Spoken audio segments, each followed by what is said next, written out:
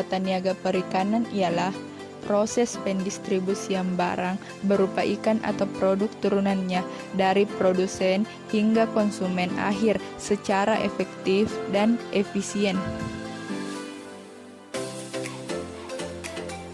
Fungsi tata niaga itu memperlancar proses penyaluran barang atau jasa dari produsen ke konsumen.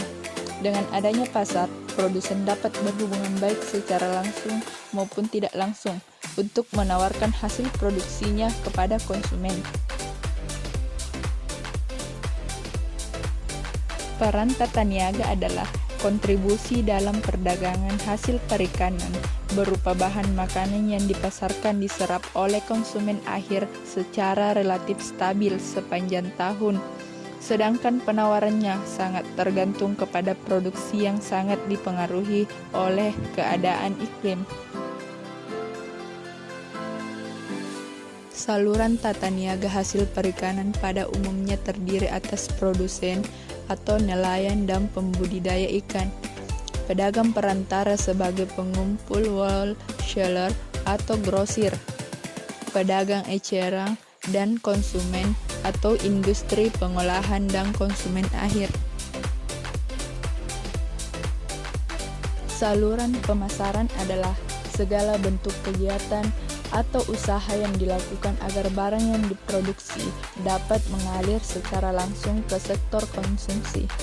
Definisi ini menunjukkan bahwa pemasaran itu meliputi kegiatan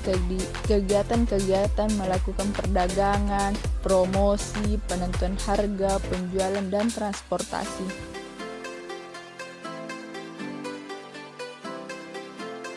Permintaan dan penawaran merupakan interaksi atau transaksi antara penjual yang menjual sebuah barang dan pembeli yang menginginkan barang tersebut.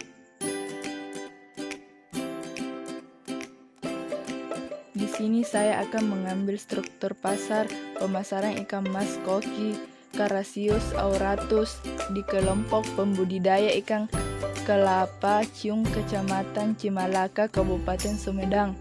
Analisis struktur pasar diidentifikasi dengan banyaknya jumlah penjual dan pembeli yang terlibat, keadaan atau jenis produk, syarat masuk keluar pasar, dan mudah tidaknya mendapat informasi pasar. Struktur pasar akan menentukan pasar yang dihadapi oleh lembaga pemasaran. Apakah struktur pasar tersebut cenderung mendekati persaingan sempurna atau persaingan tidak sempurna. Struktur pasar ikan mas koki diidentifikasi dengan melihat jumlah lembaga pemasaran yang terlibat, keadaan produk, kondisi keluar masuk pasar, dan informasi pasar. Struktur pasar di kelompok pembudidaya ikan kelapa Ciung mengarah pada struktur pasar monopolistik, sedangkan struktur pasar pada pelaku pemasaran mengarah pada pasar persaingan sempurna. Jadi kesimpulannya yaitu saluran 2 memiliki tingkat efisiensi pemasaran tertinggi dengan market share sebesar 44,40%. Saluran pemasaran dengan tingkat efisiensi pemasaran terendah terdapat pada saluran pemasaran 1 dengan market share sebesar 5,56%.